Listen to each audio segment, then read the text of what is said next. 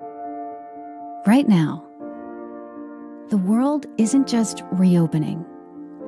Humanity is reawakening. This moment presents each of us with an opportunity to demonstrate who we are at our core. We are resilient humans, fueled by persistent optimism. Together, we can reimagine a better world, understanding that every action we take today, no matter how big or small, will contribute to a thriving new tomorrow. Let's come together and make a difference for the greater good. Our businesses, our communities, one another, and the promise of more together days ahead.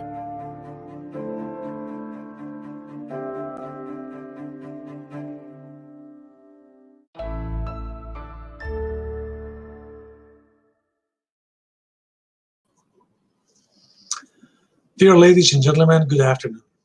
On behalf of the American-Hellenic Chamber of Commerce, I welcome you to today's very interesting discussion titled Hospitality Services and Real Estate, Success Stories and Lessons Learned. As the title implies, we will discuss about the prospects of two well-connected and main sectors of the Greek economy and how synergies between them can play a crucial role in the increasing of investments in Greece. It is a fact that COVID-19 has affected both sectors, and mostly the hospitality services. Despite the negative developments in 2020, all indications show a strong rebound, first in the real estate and soon in the hospitality services, considering higher than expected numbers in reservations for the summer. It's also a fact that the long period of recession that preceded COVID-19 has taught us a lot. Today, our expert speakers will talk about the lessons they learned, and they will present a few successful stories. The purpose of our event today is to highlight the available prospects and increase the awareness of the investment community about Greece's real estate sector's capabilities. I want to thank all the speakers who are participating today. Many thanks also to the President, Mr. Sikalidis, and members of our real estate committee, which I need to say right now, it's rather new, but a very ambitious and active committee. I want also to thank our sponsors, Deloitte and Kathimerini as media partner. Also, my colleague, Froso Panetta, who is the coordinator of the Real Estate Committee. Before I pass the digital floor to the President of the Chamber, Mr. Nicholas Bakatselos, for his welcome remarks, I want to thank you all, once again, for your participation in one more event of our Chamber. Mr. Bakatselos, Mr. President, the floor is yours. Ilya, thank you so much. Good evening, ladies and gentlemen, and welcome to today's event. AmCham has always believed that synergies are decisive development factors and opportunity initiators for our country. I'm referring to the synergies between industries, companies and professionals, the synergies that create added value, and the synergies that highlight the dynamism of the Greek economy and position the country as an attractive investment destination. Today, with this digital event, the Real Estate Committee is showcasing such an interesting synergy, the one between real estate and the hospitality industry. These two sectors, by joining forces, can undoubtedly play a decisive role in creating further investment interest towards our country. The adaptability of the real estate industry in recent years demonstrates that it can create added value on its own, but work with other industries to offer added value for both. Therefore, a strong synergy. However, the real value of a strong synergy is the knowledge and the experience that comes from successful case studies, which serve as guides and points of reference for further and for future successes. And this is exactly the point of today's discussion, for us to become wiser through the knowledge shared by our prominent speakers, who we have the honor to host today in our virtual environment. Ladies and gentlemen, in closing my short welcome, I would like to thank Mr. Sikalidis, President of our newly established Real Estate Committee, and to express the Chamber's satisfaction that he and the committee members, through their awareness and knowledge of market trends, are already producing important work. As you understand, we are in for a very constructive discussion, which, combined with initiatives that will follow, will compose a rich and useful body of knowledge for all of us. In the original schedule, at this point, we would welcome the Minister of Development, Mr. Antonis Georgiadis, for his welcome. However, for reasons beyond the minister's capability, he was otherwise detained, and he sent us a short video, which we would like to play for you. Now that the pandemic crisis is ending, Greece is back. We are ready for growth, our economy is totally sustained, and all the predictions for Greece for the next months are really good.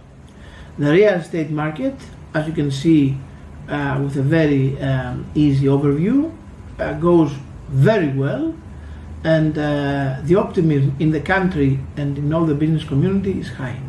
So I invite you to come and examine your opportunities in Greece now, make your investments in Greece now. This is the perfect time. As I said before, Greece is back. Dear President of the Hellenic American Chamber of Commerce, dear attendees, our Real Estate and Development Committee aims to emphasize in key issues of our industry by promoting our sector, addressing issues and creating awareness on them, and adding value to the Greek business environment by suggesting solutions to several challenging situations.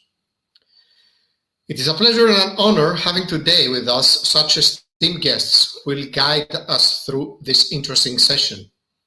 Each one of them has significant experience and professional background, allowing them to provide us with vital insights about our topic. Despite our increasing interest in the hospitality sector in Greece in the last 10 years, little room has been given to emphasizing on the synergies emerging from these two great sectors, two equal pillars of the Greek economy. Therefore, and without any further ado, I would like to give the floor to Mr. George Bersis, member of our committee, who will coordinate the interesting discussion. Hello. Hello everyone. It is a pleasure for me to be, hosting this panel, and I want to, in my turn, welcome you to this event. It is a privilege and an honor to be moderating for these distinguished guests, because real estate has been the basis for creating a remarkable hospitality experience. Our country, Greece, is said to be one of the most attractive and quite unspoiled plots in the world. There are, however, people living on this plot, and these people are called Greeks. We do have a long history, and it's a volatile history. We have come from great heights and quickly passed to great lows and back to great heights. My feeling is that Greece has, since the last couple of years, been entering a virtuous circle that COVID-19 has somehow affected. Obviously, hospitality was one of the sectors mostly affected by COVID. I hope that our discussion here will try to put together some of the above ingredients and provide you, our guests, with an insight on how real estate and hospitality will evolve and how Greece will fare in the post-COVID era. So I hope that the discussion in this panel will be an informative and interesting one. Without further delay, I would like to welcome the guests for our panel. Mr. Andreas Andreadis is the CEO of the Sanis Ecos Hotel Group, which is one of the largest and most exclusive Greek origin hotel groups. He has also been the president of SETE, the Greek Tourism Confederation, for a number of years, and currently maintains the title of honorary president. Mr. George Villos is the executive director of Fraport Greece, in charge for the commercial and business development. Fraport was awarded the concession for the 14 regional Greek airports, has completed an ambitious CapEx program, and is ready to capitalize on its investment for the coming years. And Mr. Christos Kosmas, who is a financial advisory partner, head of the real estate in Deloitte, Greece. He has been exposed to the whole breadth of real estate market, and I expect him to give us a more distanced and objective view, the view that one is expecting from a consultant. We will now share with you some brief videos that our sponsors have prepared and enter into our discussion afterwards. Thank you. Κυρίες και κύριοι, καλώς ορίσατε σε Berlin.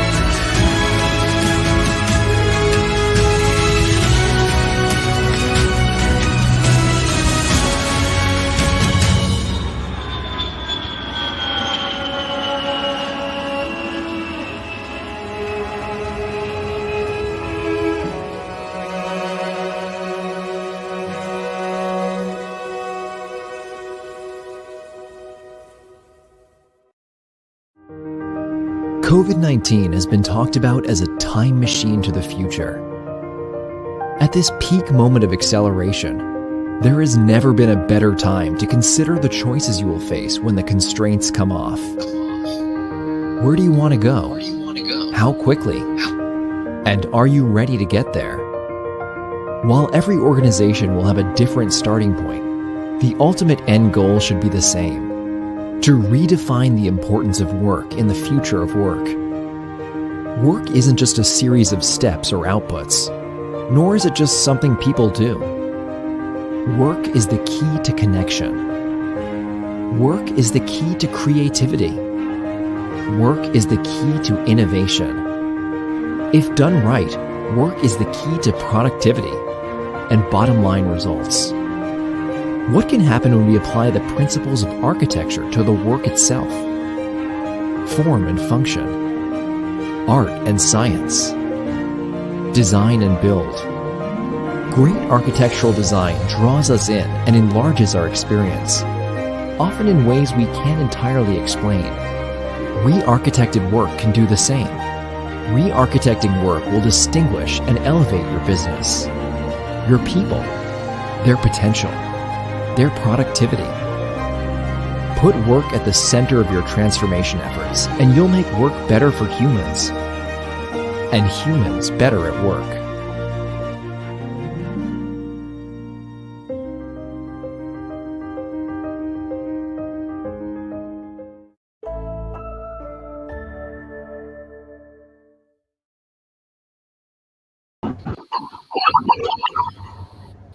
Okay. Thank you very much for joining us. Welcome to the panel. And thank you for your videos, which show that real estate and hospitality are linked.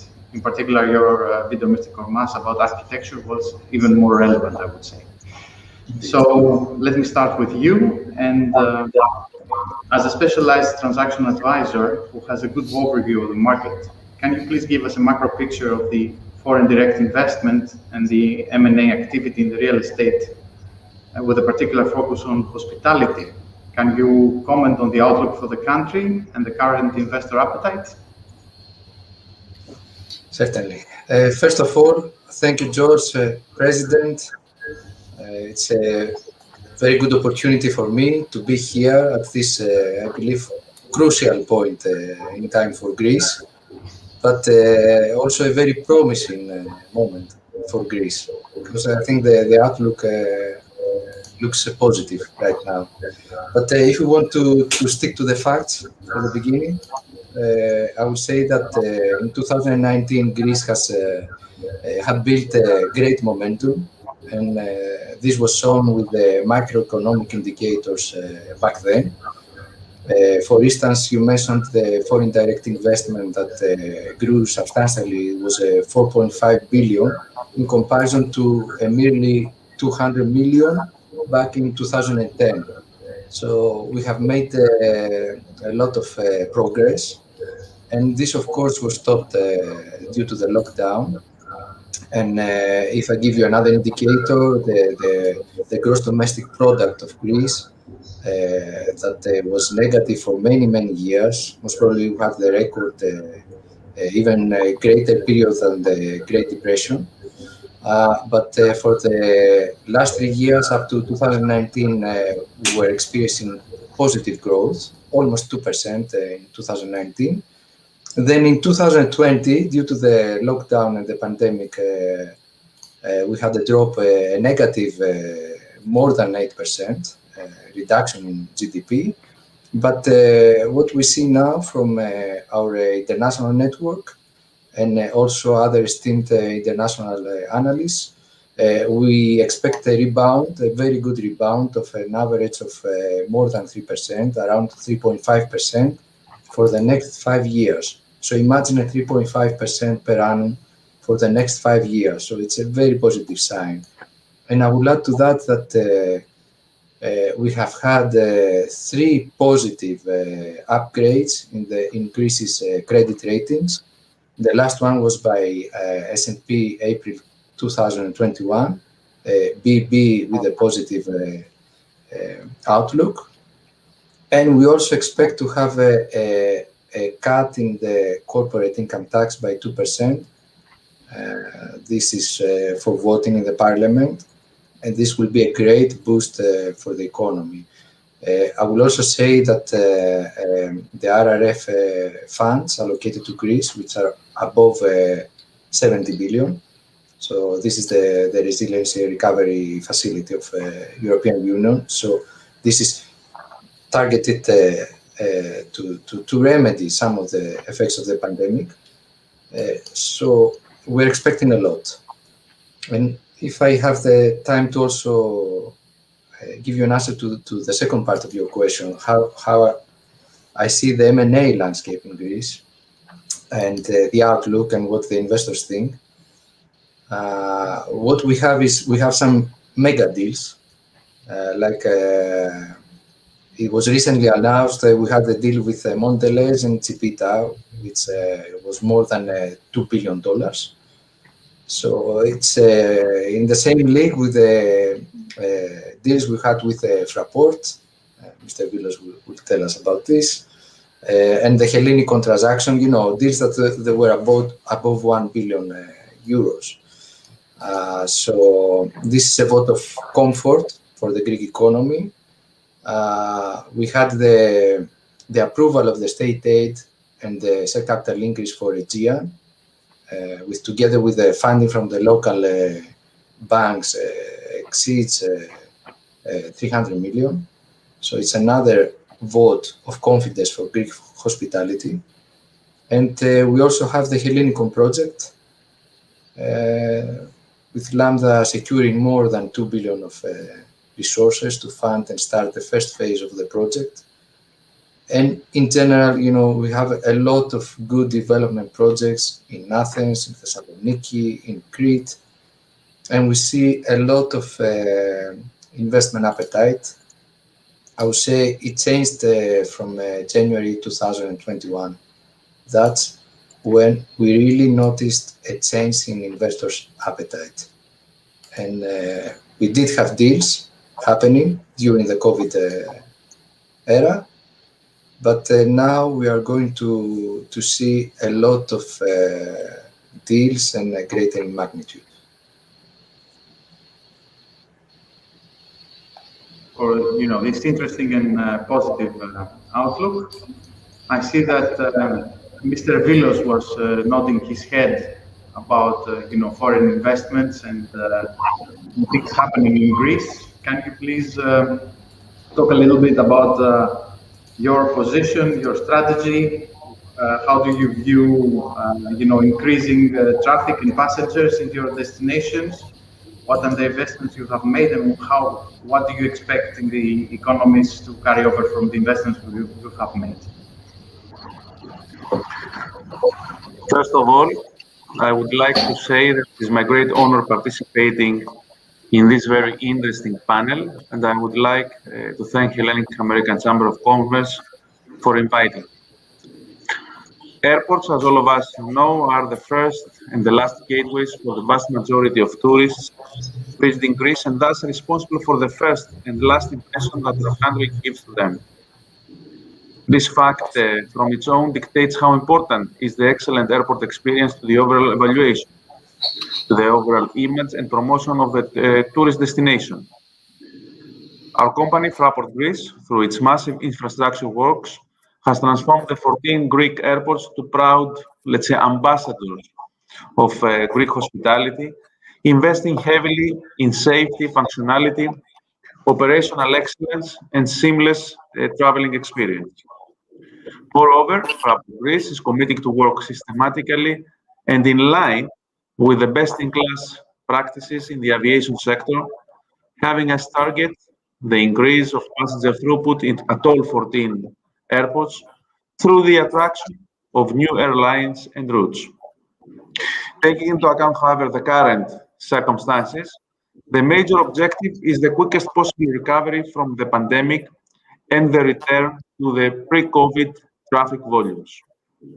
Towards this direction, we work closely with the airlines and the tour operators, aiming at supporting their decisions for operating to our destinations by providing, let's say, the required support from our side, whether it is in the form of providing decision-making data, whether it is in the form of supporting the slot facilitation process, a very crucial process in getting the routes, and also in the form of organizing co-marketing events.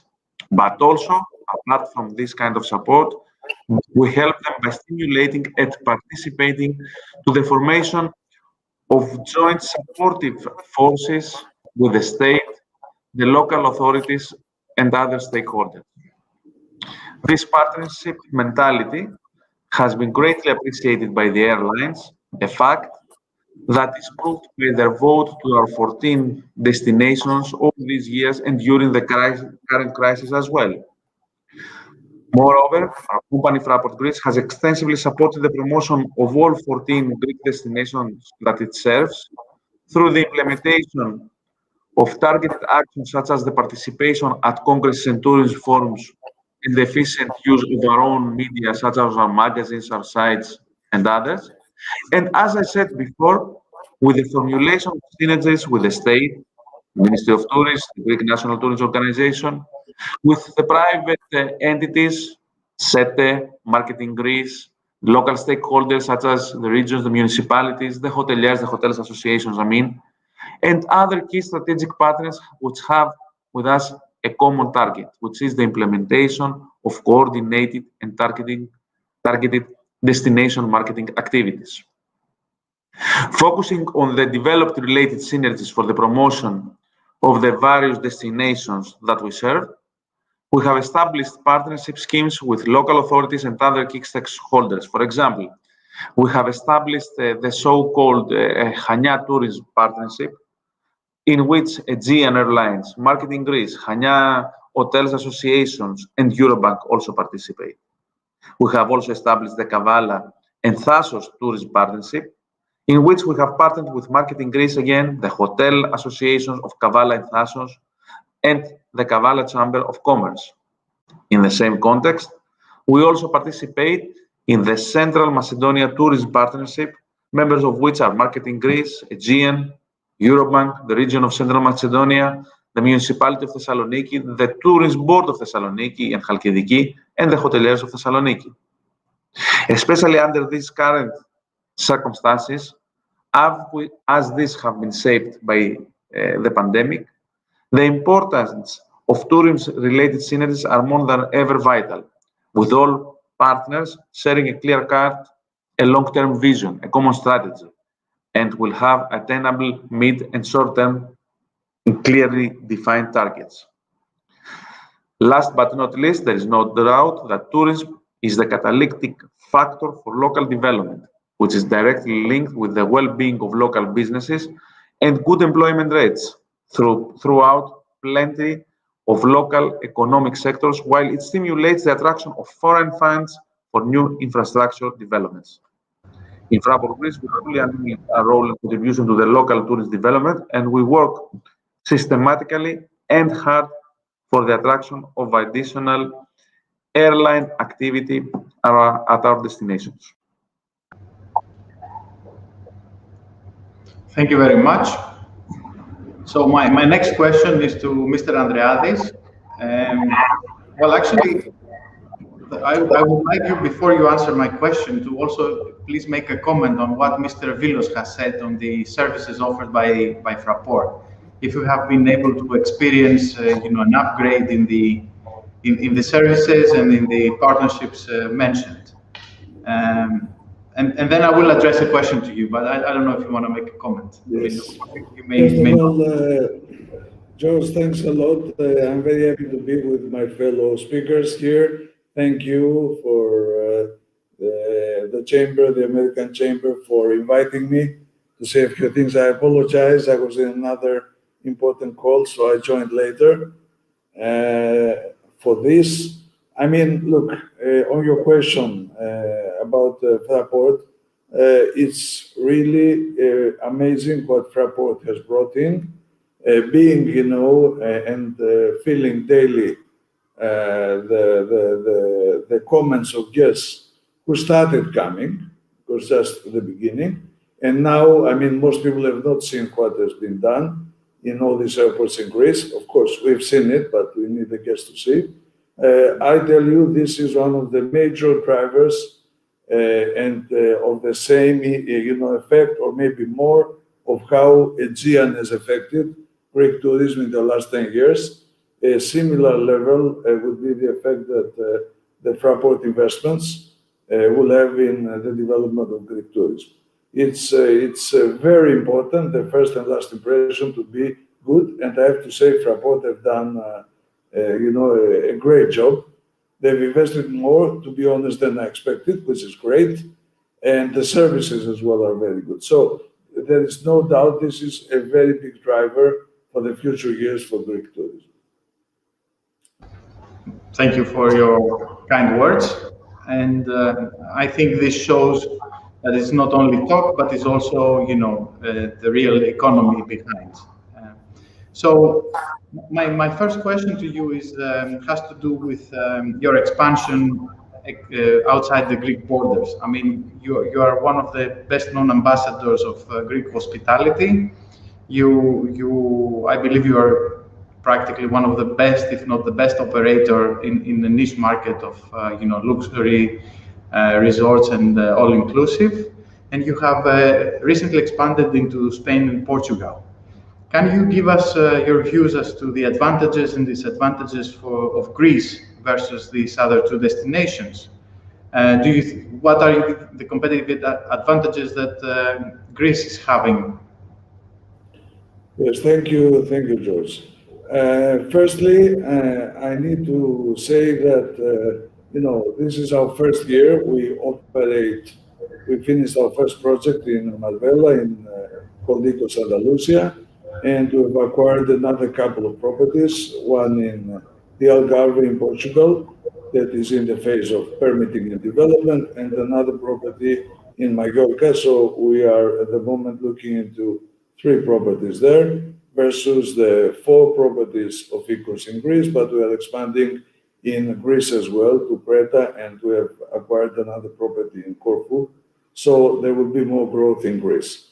So this means we are very bullish about the future, right? I mean, I wouldn't have done all this.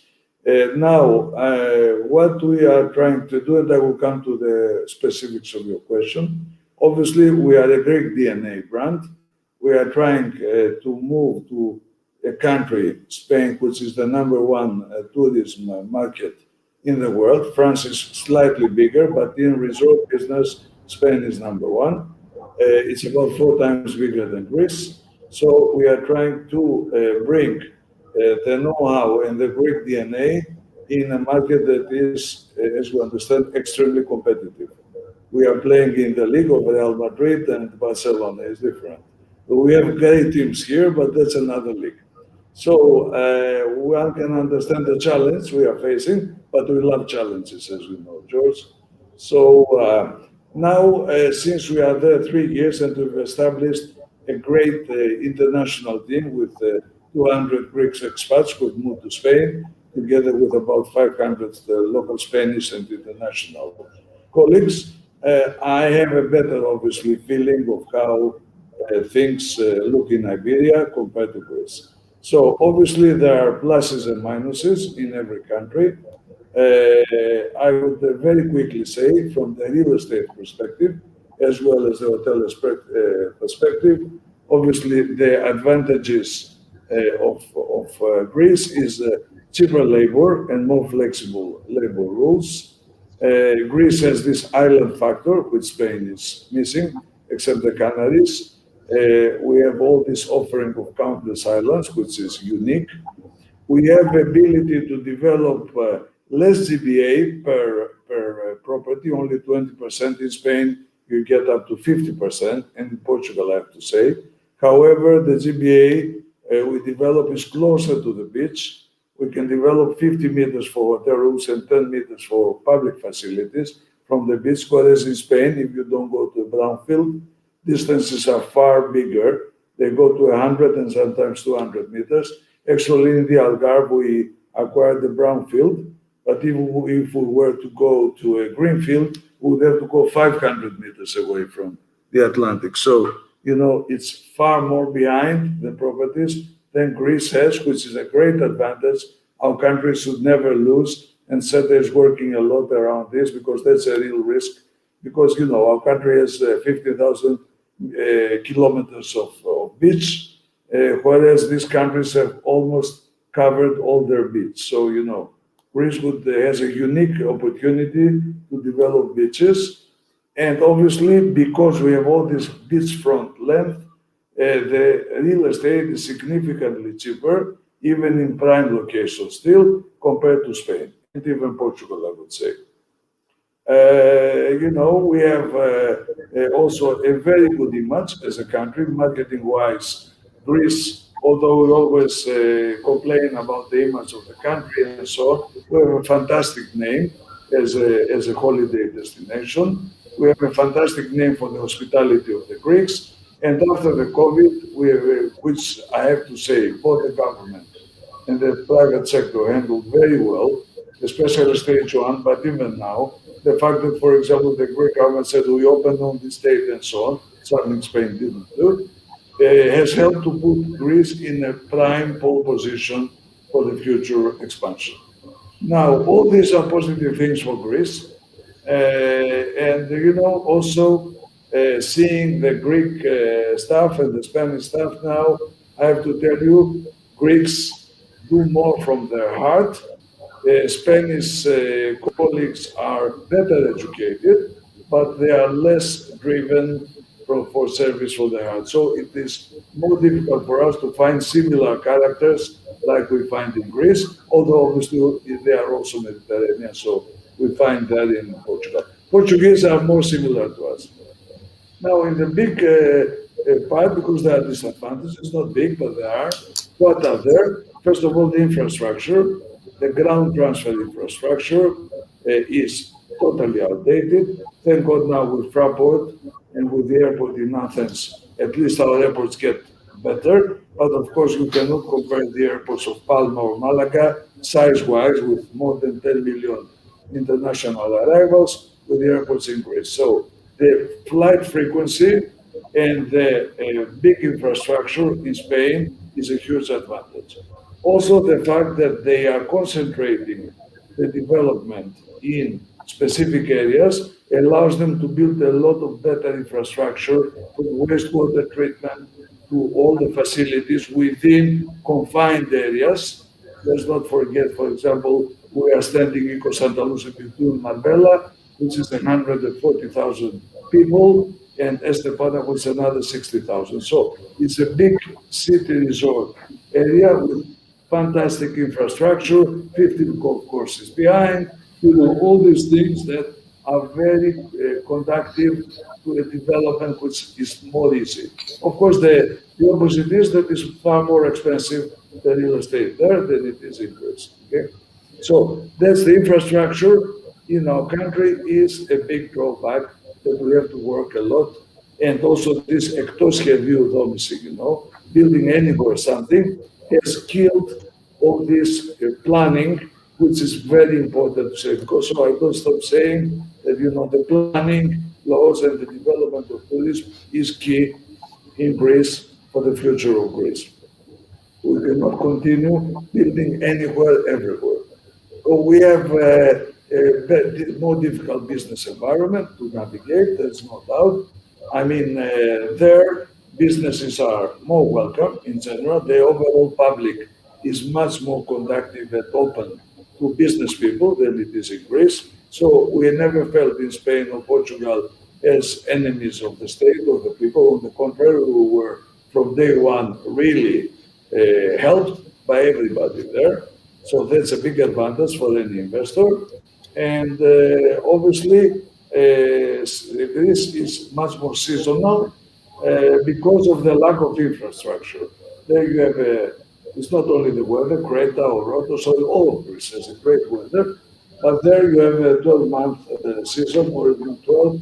We have at least a 9-10-month season helped by tens of thousands of properties from 200,000 to 10-20 million properties owned by Brits or all Europeans. So, you have a lot of real estate of expats there from all over Europe. That is super important, both for the viability of the airports, as well as for the viability of the destination. So it's more what Greece has to look into, a lifestyle destination. So to close this, the final point is, as we all know, the taxes. I'm very happy that the Greek government now has done a lot to improve the tax environment, and I would like to thank the Greek government for that. But still, we are quite far behind. Let's not forget, for example, VAT in a hotel in Greece is between 13% for accommodation and 24% in food and 24% for everything else. On average, about 15%. And in Spain and Portugal is 10% flat. In Portugal is 6 and 13, which makes an average of 10.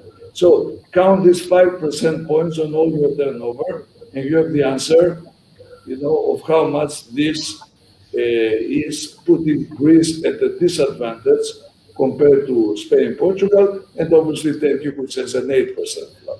Okay, so that's a point. I brought the VAT, payroll taxes is another issue, but VAT for tourism is a very, very important point we sooner or later as a country have to address. Thank you very much. That was a very... George, if I may, I would like to add to what Mr. Andreades said, that one other key issue that makes us better than Spain is that our hotel and hospitality developments are blending with the environment, do not cannibalize it. So we have our approach that something has to fit in with the environment and not try to alter it in a way which makes it more profitable maybe, but less feasible or less pretty. So this is something that we've done several steps in the last 10 to 15 years, and our hospitality product has nothing, in terms of real estate, has nothing to do with what we've had back in the 80s and the 90s. Well, it's very true, Letheris. It's very correct what you said. However, we need, because I compared Palma, I compared Mallorca as well, I mean, Andalusia, and particularly Marbella, is definitely overbuilt. You have all the mountains up there overbuilt. I'm surprised, to be honest, how very little sensitivity the rich people show in this overbuilding. They don't seem to care very much.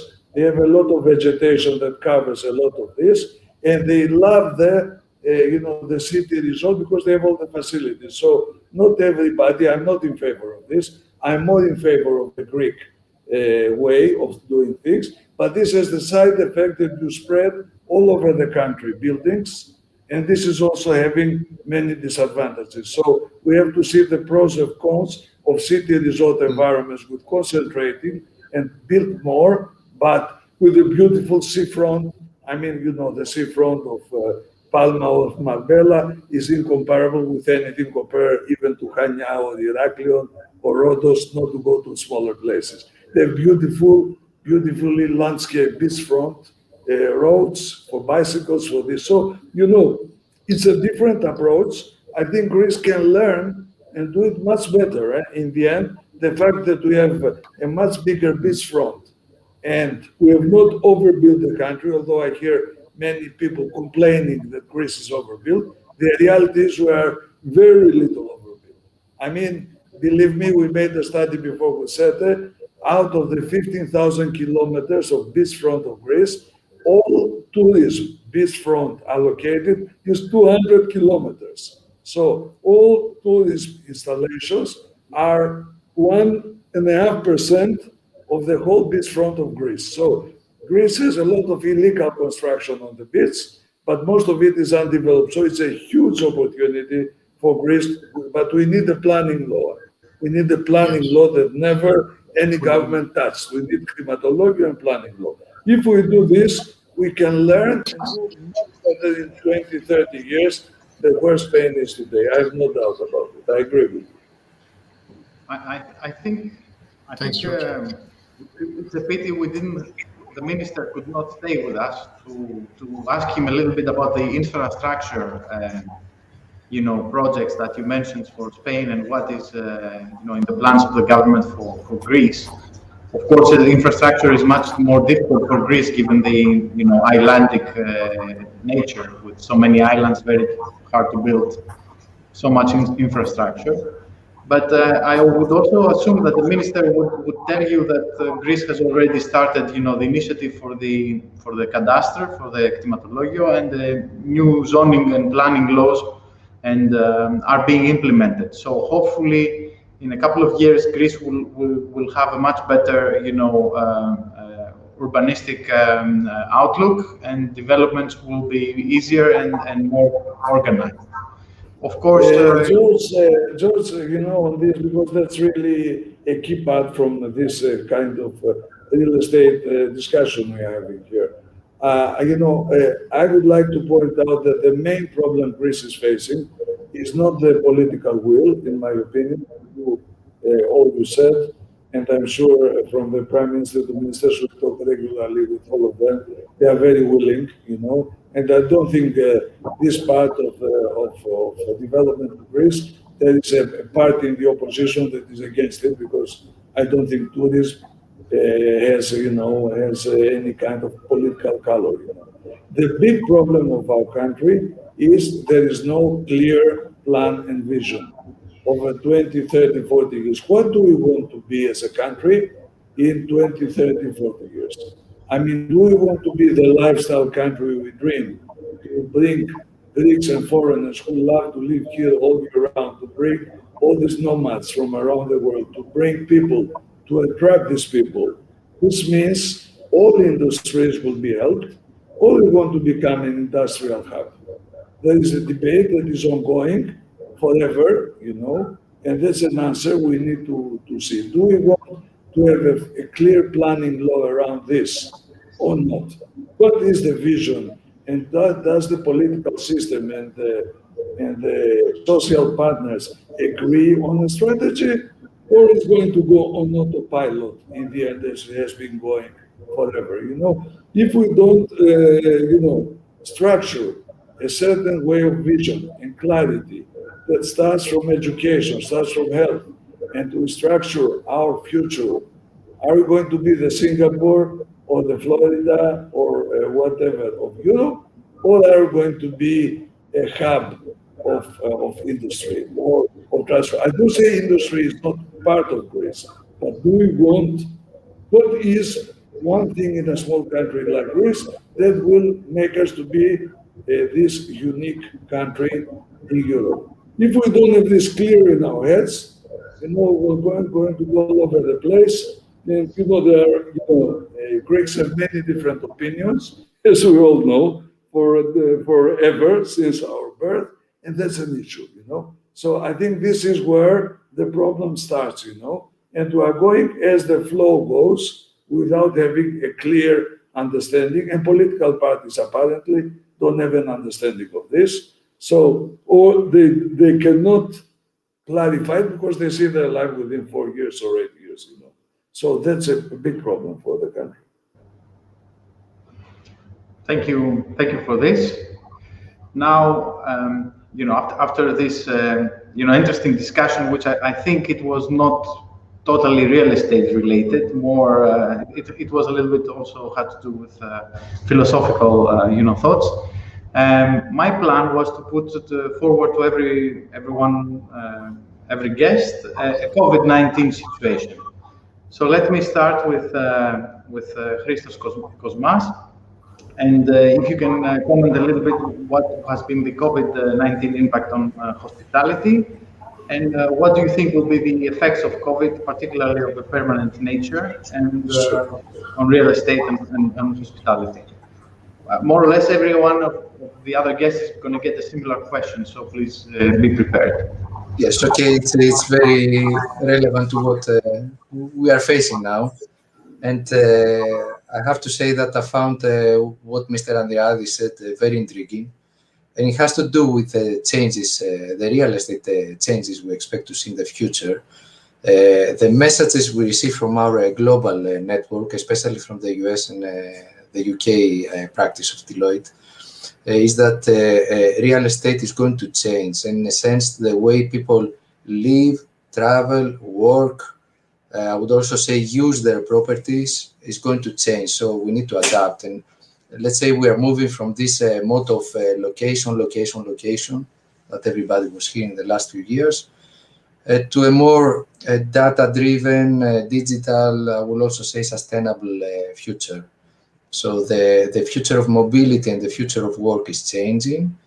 And Greece, and now I'm getting, that was a good pass from Mr. Andreadis. This is actually the part where Greece can attract this new type of employees, like what we are naming the digital nomads, because the location of Greece is perfect. And the climate is much better than the rest of Europe and other developed countries. And now everybody has the opportunity to work remotely. So we could establish a new type of hotels or residencies to attract these digital nomads. We can also establish technology hubs in Greece or cultural hubs in Greece, because we have other competitive advantages as well, also having to do with culture, food. There are all sorts of things. It's not only tourism. I think that Greece and the main cities of Greece can become city break destinations much more than they are now. We have a lot of advantages, as I said, compared to other countries. Now, the main differences I see, they don't have to do only with hospitality. They have to do a lot with a different segment of the real estate. And maybe this is not the core of this panel, which is hospitality, but I think hospitality can find synergies with real estate on some aspects, and we can also see some opportunities from the product that certain real estate segments leave behind. So let me elaborate a bit. What we see and understand is that there's a boom in logistics. You all see that, due to e-commerce. Like in Greece, there are 350,000 square meters underway. and 100,000 of them already completed and rented. And every now and then you read in the news a new transaction have to do with logistic spaces or big boxes. On the other hand, we haven't seen a great hit on the residencies, but this cycle usually follows what happens in the macroeconomic environment after a year or 2 years. So maybe there's a lag there. We don't know yet. Retail has been hit gravely, and maybe they have to change a bit their concept, like establishing pickup points, establishing marketplaces and stuff like that. The malls are going to change for good. This is the message we are receiving from our Canada office as well. They will need to be able to engage the consumers to a more personal experience, and maybe expand a bit their food court, and maybe reduce the retail. Maybe the retail will happen as a second step, but they need to find something to attract those people. So this has to be linked to a personal experience. And the malls, if they are able to shift a bit and reposition the outlets in a different way that we see them now, they can be a very successful project. And lastly, I will say about the offices, we have not seen yet the big changes. We anticipate the big changes. Like as Deloitte, we are thinking to expand our offices in Thessaloniki, as you know, have big offices. And what we are trying to do is, having these shared office spaces, like having smaller offices where people can work remotely or be more mobile, have less closed offices in comparison to boardrooms and other areas when people can interact. And what we expect is that maybe the traditional offices, even grade A offices in the center of the cities, they may change. So maybe there is product for city hotels or boutique hotels to be developed in this type of properties, that they will change their use, or the tenants may move out. So this is something we need to see yet in the office subsector. And regarding hospitality, what we have seen is that the pandemic destroyed profits for sure, and there was a great liquidity problem, but it was also a good opportunity for innovations, for capital expenditure, and to go on with some difficult projects. And some big projects did not stop, which is very, very positive for Greece. For example, we had the deal with Porto Karas, and now they're examining the master plan, and this can be a capex of more than 100 million, so it's big. We have the expansion of Costa Navarino, 4 more units, golf course, this is 250 million, even more, more than 600 jobs, created. We have the Asteras Vouliagmenis development, more than 40 million. Okay. We have the projects in Hellenicon. So if next month the transfer of shares happens, then all these projects will start. The casino, the beachfront villas and hotel, the 2 towers. The 2 towers, for instance, have attracted a lot of interest from foreign investors, not only Greek investors. So we see a lot of changes in the market, so a lot of opportunities, and this does not have to do necessarily with distressed assets. It has to do with a shift in what people are doing in different real estate sector. And if somebody wants to couple this with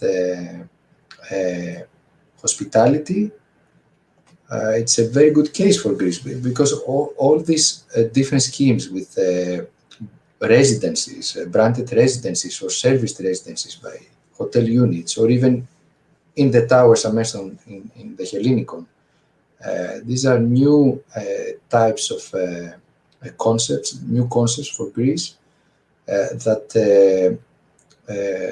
are working very well right now. You know, like the villa sold by Costa Navarino, or Asteras Vouliagmenis, or the pre-marketing at Hellenicon.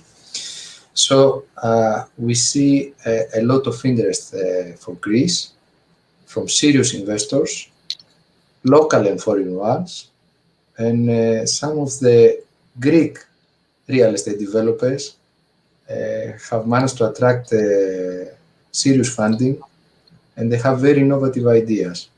So I believe we will see a lot. And as I said, we will move from the location to a more data-driven, digital, different environment. Yes.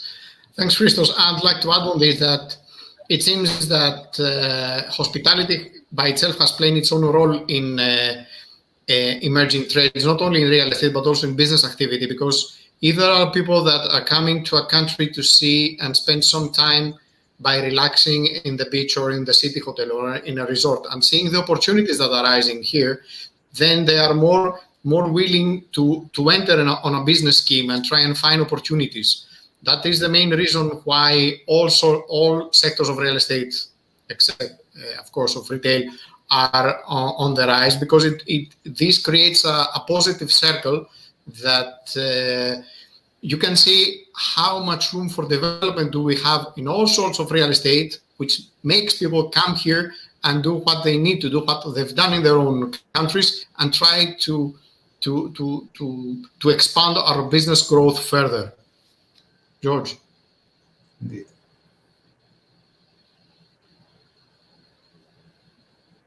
Sorry, I was muted. Yep, sorry, I was muted. So we also have one question. If you think that Greece's competitively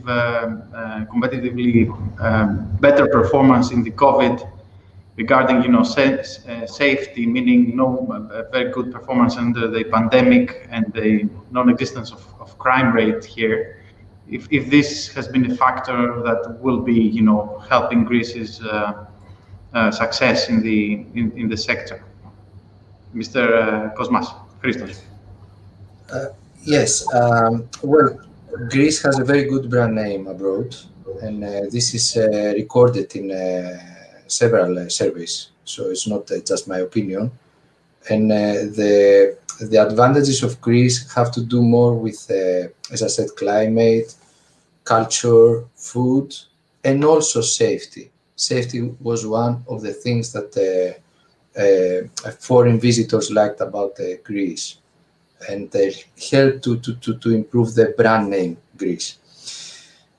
On the other hand, the problems had to do, with more financial aspects. As was discussed, the infrastructure, some developments, some services offering.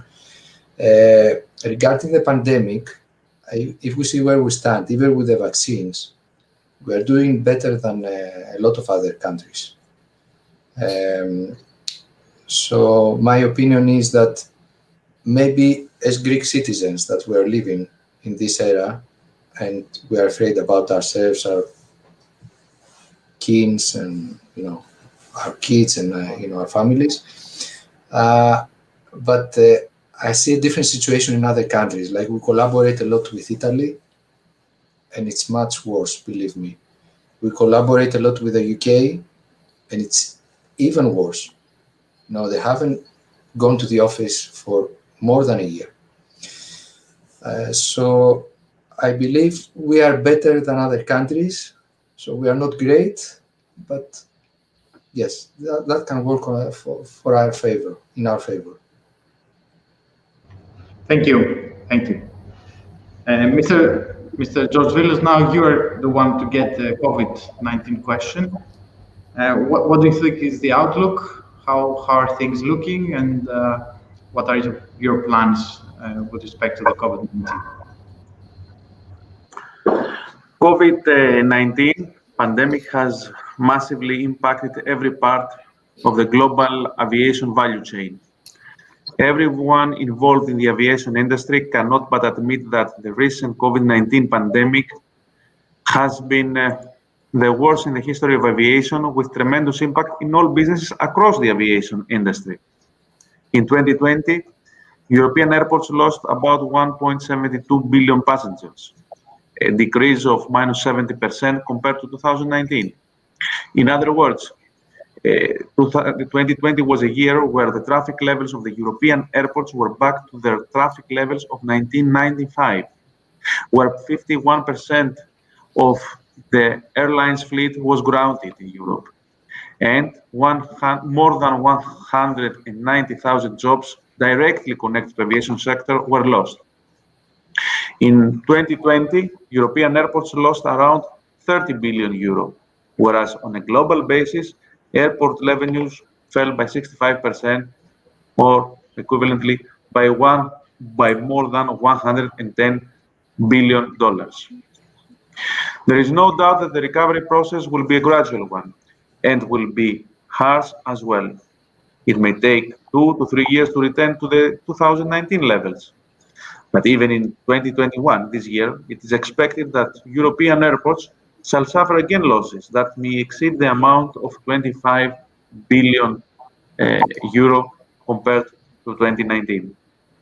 Moreover, there is no doubt that the competition from the various markets will become much more intense in the years to come, since each single destination will go into battle aiming at getting back at least its pro-pandemic market share. And although Greece, no one doubts, proved to be a winner in the outburst of the pandemic crisis in 2020, it will be a difficult challenge for our country to sustain this competitive advantage in 2021 and the years to follow, since all European holiday destinations have now developed strategies to confront effectively the new tourist era. Indicatively, Spain, a country for which we spoke before, Andreadis spoke a lot. Spain, which last year did not manage to react to the awkward pandemic circumstances effectively and consequently did not manage to maintain its tourist profile and image. This year, Spain turned back to the group of leading tourist destinations, being much more well prepared and in a very dynamic mode, competing successfully Greece. Focusing on the travelers' side now, there is no doubt that people have not lost their desire to travel.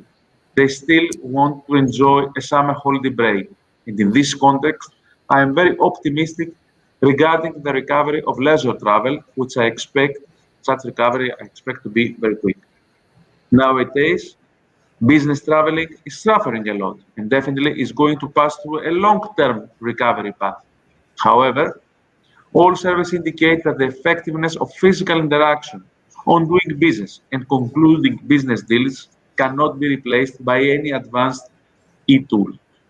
Thus, eventually, business travelers will gradually return on board, providing aviation and tourism sector with all associated critical economic benefits. Another sector which also suffered more as a result of the COVID-19 crisis is the long-haul traveling, as this is linked with more uncertainty in relation to hygiene standards while traveling abroad. Again, the recovery will be achieved, but it needs more time to happen compared to leisure travel. To conclude, passenger demand exists, and people are ready to return to normality under one and only condition: to feel safe. And considering this apparent need and the obligation of every airport around the world to implement strict hygiene measures, we cannot but admit that traveling experience would not be the same from now onwards. Airports must safeguard the required hygiene standards, which, however, in return, will give back to the passengers the lost confidence for traveling. Thank you very much, Mr. Andreadis. Do you agree that recovery for tourism will be in 22-23? Do you foresee that 21 will be a better year? What is the outlook in your mind? Yeah, look, nobody's a prophet, right? I think logically, first of all, I totally agree with both Christos and George in particular, that tourism will not be the same This is sure. And of course, this affects real estate as well. Now, on the short term, what will happen this year is completely depending on the evolution of the vaccination and the variants that can come up, which will drive political decisions. One thing is the medical effect, and you know politicians always tend to err on the conservative side. Nobody lost his job in politics because he was doing very little or being very conservative, whereas many lost their jobs because they did too much. I have to say that the Greek government and the Greek Prime Minister is an exception to this. He is doing and risking more than almost all the Prime Ministers I've seen in Europe.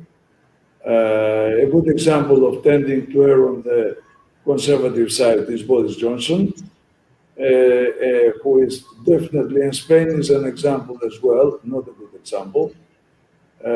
Whereas we have also political decisions that are driven not by the pandemic, by other considerations, for example, in Russia and so on, where flights are restricted, not because of the COVID, but other issues that are currently outstanding. So there are all shades of problems associated with the evolution of the disease, and with the pretext of the disease, what other things will happen. So very difficult to say if Greece will be at 50% or 40% or 60% of 2019. Obviously, it will be somewhere in this range. Okay. Now going to 2022 and beyond, obviously I totally agree with George. It will be another world. First of all, if I stay in the tourism, but I will come to the real estate, the distribution has been to a big extent destroyed. The distribution network, as you know, most Greek hotels are quite commoditized products, depending on tour operators and the existence of them, and you know the problems. George spoke about the airlines, but I can tell you tour operators are as much hit or even worse than airlines, and they don't have also the level of support and the level of financial depth in the markets. So the distribution will take time to recover, and it will not be the same distribution. There will be much more online business, online tour operators or travel agents. There will be direct distribution. There will be other ways, and the Greek hoteliers will have to up their game, invest, and go out there in the market and try to find other ways to distribute the product and make it a more branded product. You know, this will be a difficult transformation, and it will take time, because also the small size of the average Greek hotel is not helping this transformation as well. So we will see a big change. You will see winners. You will see products will consolidate. There will be a lot of consolidation. There will be a lot of management agreements. There will be a lot of transfer of properties at the hotel level, which will be dominating the market once the government support has been withdrawn and people are there alone and bank support has been withdrawn. There will be a lot of people out there in the cold, forced to do something about their business because they have a product that they cannot sell directly, it's not invested, they don't have access to capital, they don't have know-how. What do you do, right, at the size you are? So there's a lot of questions around this. This obviously is impacting real estate as well, because these two things go hand in hand. Investment in real estate from the kind of the residential part of real estate. I think I spoke about the hotels, where we will see a lot of changes and consolidation. In real estate, again, we will see more structured products, in my opinion. The Hellenicon is a good catalyst towards this, but we will see more Costa Navarino and other real estate developments again show how to go in a more structured way, couple lifestyle with accommodation, all these possibilities that Christos talked about, digital nomads and people or pensioners coming to Greece.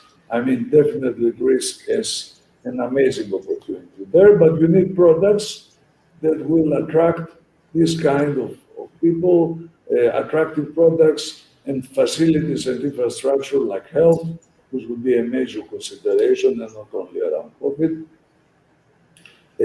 Speed of internet and a lot of things that are completely, this is one of the lowest speeds in internet. So, we have to up our game on many fronts. The fact that we started to digitalize the Greek public sector, which is a fantastic thing, nobody of us would believe, but still, let's not fool ourselves. We are far, far behind in digitalization of the public sector, as well as the speed of internet and so on. So huge things have to happen, and the transformation will happen irrelevant of the vision and the drive of the political system. The point is how much the political system can agree between themselves and catalyze faster things that will happen in any way. How much does the private sector be able to move faster, consolidate faster, and help themselves faster in going faster going forward? It will happen anyway. We all agree, I think, on this. It will take 1, 2, 3 years. The transformation will happen, whatever we say today here. The point is, how much can we help the transformation to be more conducive towards bringing jobs, bringing higher paid jobs, bringing income to the government, or doing it better and positioning the country better as it deserves in the longer term. That's really, it's going to happen, poorly or well, depending on us, the private sector and the public sector. Thank you. I must admit that the answers to the COVID question were much more interesting than I expected and quite fascinating. So thank you very much for this, all of you guys. Now, I will put one last question to each one of you, which will have to do with what you already talked about, and it will be kind of related to, I think, part of the most interesting. So let's start with George Villas, and can you tell us a little bit about your future plans in investing? What you want to do with the airports? What are you planning to do with the airports? And how do you see your investments, being followed or accompanied by investments of the private sector or the government in your destinations? Can you tell us a little bit more about that?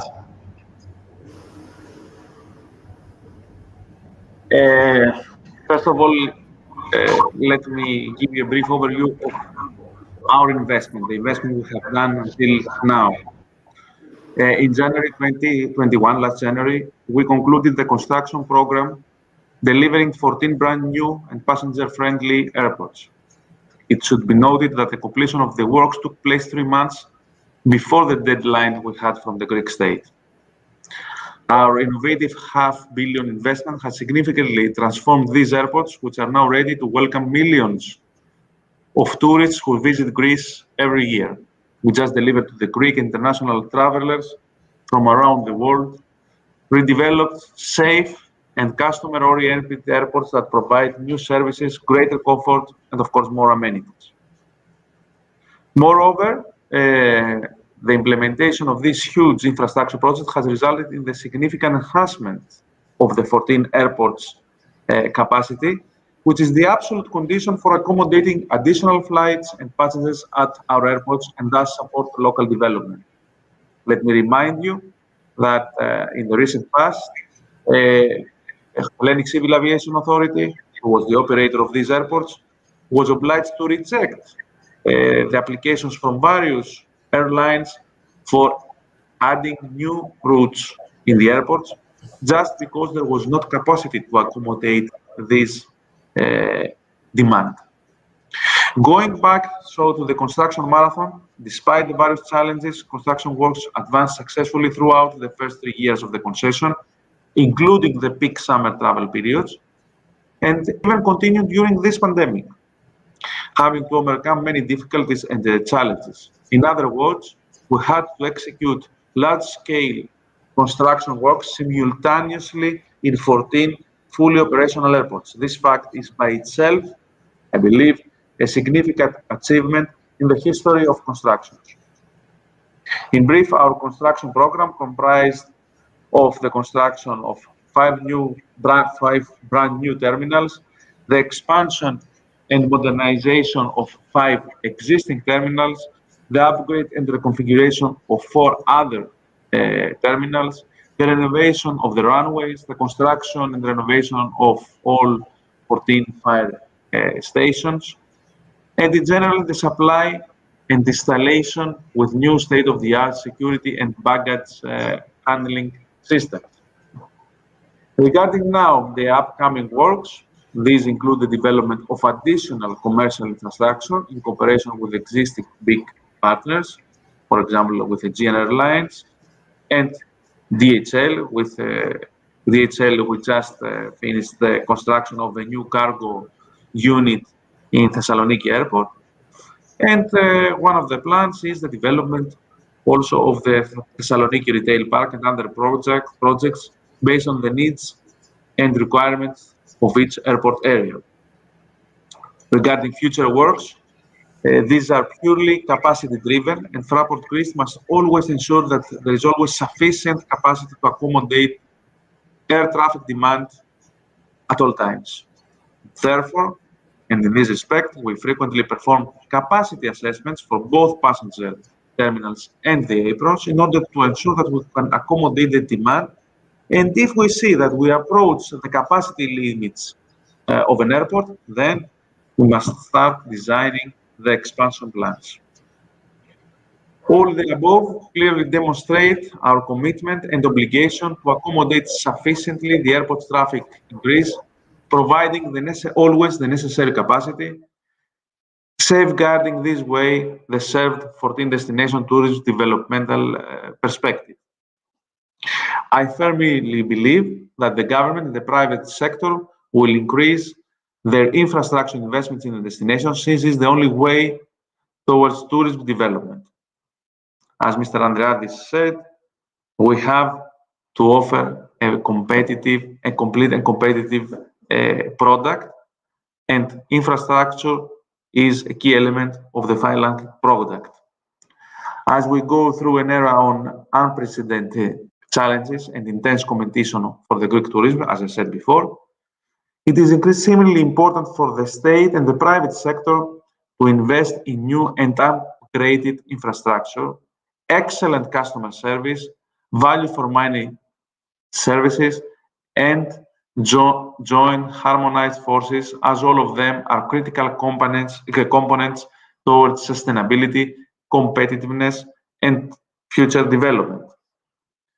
The fact that part of the RFF shall be utilized for infrastructure projects make us very optimistic about the developmental perspectives in the tourism sector. Thank you very much. That was very interesting. We have about 10 minutes left, so I would say that if we could limit replies up to 5 minutes or so, that would be great. Christos, you talked quite passionately about the Athens Riviera developments, Ellinikon, Asteras, Asteria.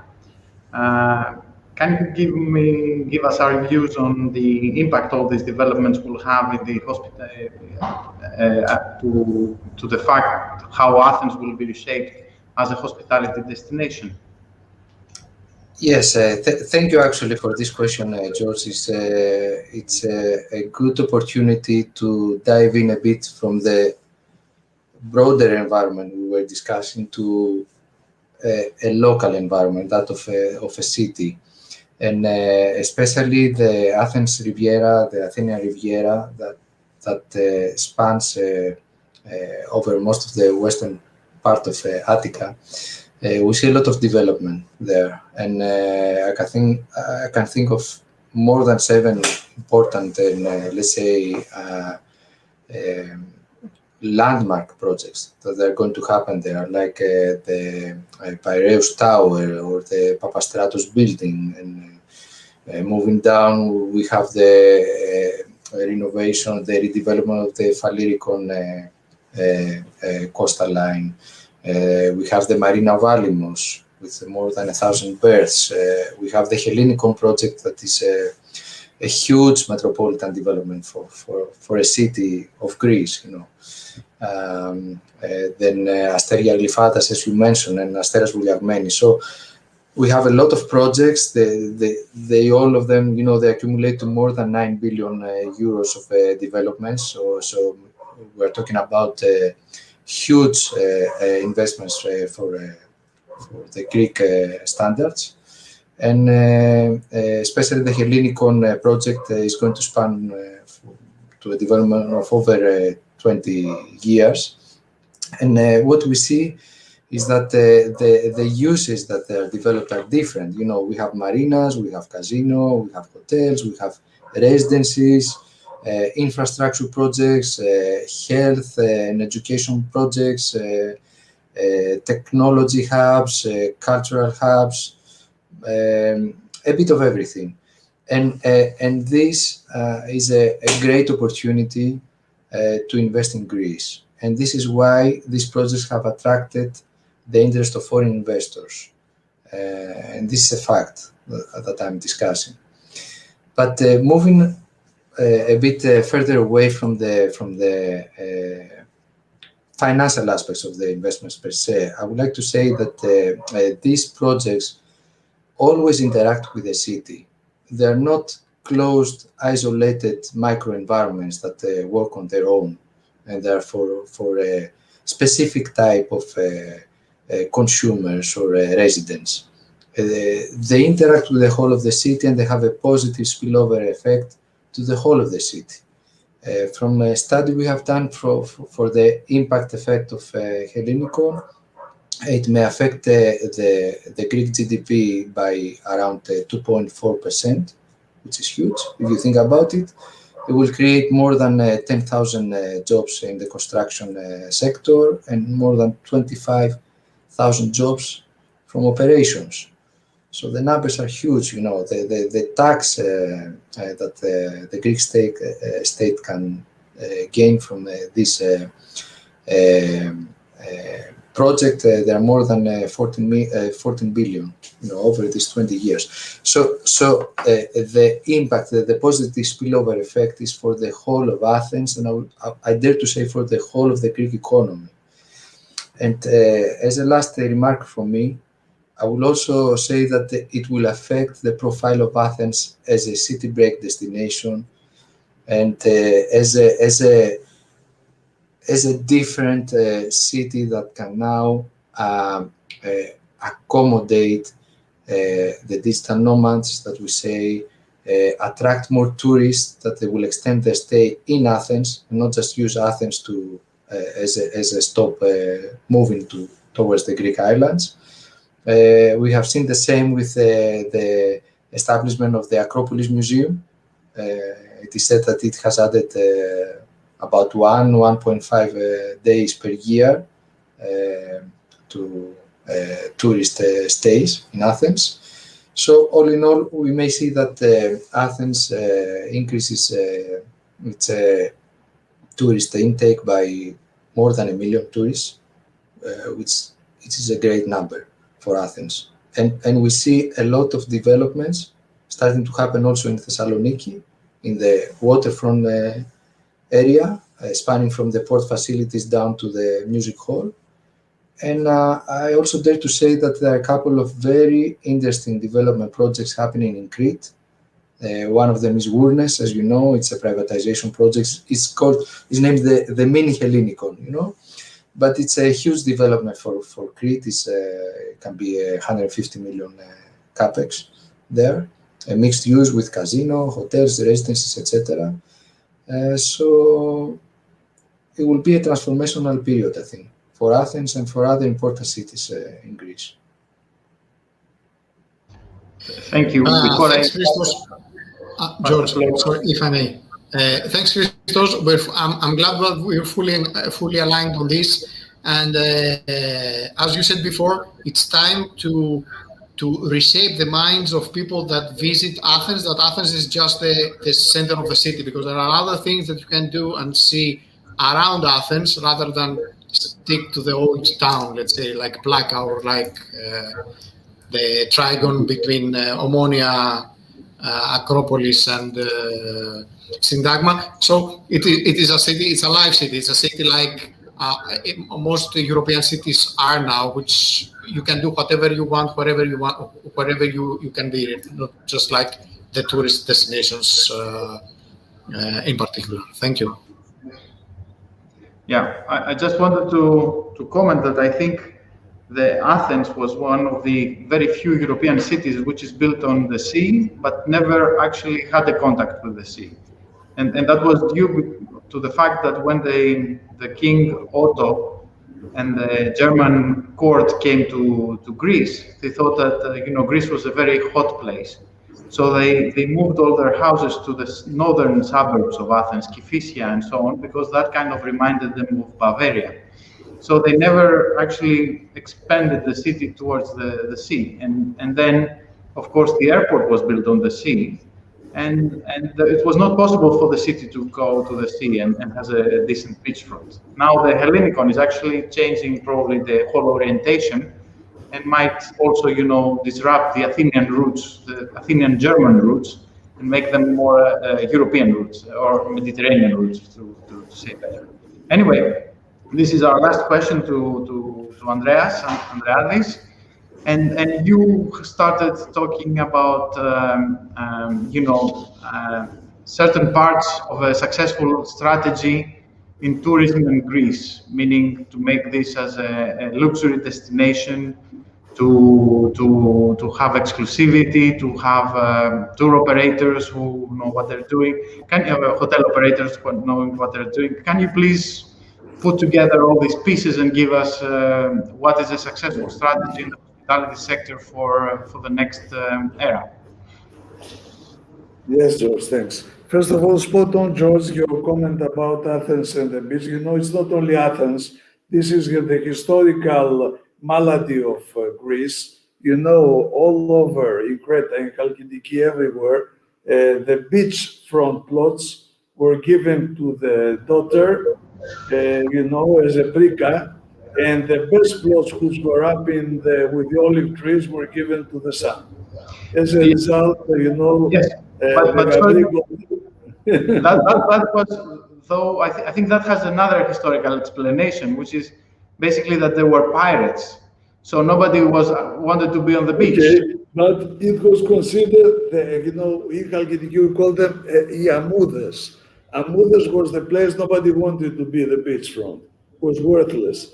Whereas, and this is exactly what happened in Athens, and everywhere. I mean, everything was turned inland, and now this has changed profoundly.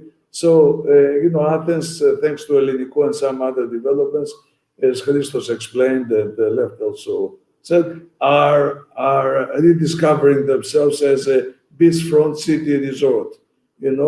The Barcelona kind of place, but much better. And I don't think Athens will become the main holiday destination, like going 2 weeks in Athens, but it will be a fantastic longer stay than 2 days, spending on the seafront, enjoying everything around Athens, like 4 or 5 days now, and then going to the islands. I think it will always be a combination. But Athens will enjoy a much longer stay period than now, because they will really develop this unique beachfront location, which we have to say is the kind of a Florida concept, right? I mean, it's very unique for Europe. I mean, Barcelona has it, but not to this extent. So it's, I agree, a unique opportunity for our capital, and Thessaloniki can follow. So I agree that this will be, as I said before, a catalyst, this Hellenico, to understand how this lifestyle approach for the country can be expanded to any town. And as long as you have a plan and a vision and a specific way and the property to develop, all our beachfront of our towns have to improve. All our towns are looking inland. We have to change the way our towns enjoy the beachfront. It's not only Athens that has this issue. Every town has a similar issue, which is beachfront, and it's a huge project to improve the facade of our towns to the sea. This will transform Greece and its real estate significantly. So to close and not take more of your time, because I think we are done, I think I explained what tourism will change anyway. It's not going to, wait for us, the Greek hoteliers, or anybody else to do. We need to understand we have to create more branded products. I mean, in real estate is exactly the same. What is Hellenico is a branded product because of its size. That's what we need to do. We have to have flagships to drive business. Not every hotel can be a flagship or every resort. We need to have the flagship, these bigger size resorts like Costa Navarino or our Sunny Resort are very important because they are flagships that drive business, and they make people, they are having a powerful marketing effect in the image of the country, which obviously is super important. Every beautiful boutique hotel plays its role. Why is Mykonos and Santorini what they are, particularly Mykonos? Because they've managed to drive marketing-wise and specific properties or specific even beach clubs like Namos or Skopjos, believe it or not, are driving the business of Mykonos and are driving the real estate value. So, the drivers are known as long as we have a plan of how to do it and to facilitate all this business in many ways. And as long as we don't have this, nihilistic approach that, the guy with the beautiful beach bar is a bad guy necessarily, although now is, Soho House, but necessarily it's not a good thing, It's a very good thing. We have to stop thinking about this because all this drive our tourism and drive our real estate and drive the image of Greece as a top lifestyle destination.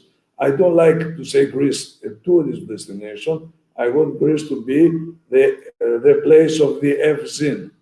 Okay, it will be the place to live well. Greece should be the country of the Evzin. Our ancestors told us already what is Evzin. And Evzin is not only about spending money and living well like this. There's many more meanings behind the Evzin, the metro, and many other things. Okay, so this is what we should agree on, and that's how we will drive the business better. And I have to congratulate George Vilos and Tom Fraport one more time, because I tell you one, Greece is the only country that has now more flights booked for July onwards than it had in 2019. And this is not in Athens. So, you understand what this means. It's the only country for 2021. Now, will these flights happen? George, we don't know if all of them will happen, but it shows the interest for the country. And it's a very big plus for the job done by Fraport, as George explained. Well done, George. We're really, grateful for all the job done by you. Thank you very much. We have overrun our time. I don't know if Lefteris Sikalidis, our chairman, would like to make a concluding remark. I think the discussion was fascinating, and I thank you very much for making it happen. Lefteris? Thanks, George. I would prefer to give the floor to the remaining two speakers just to have some closing remarks, and maybe I'll have to say a sentence. It's more prudent and more polite.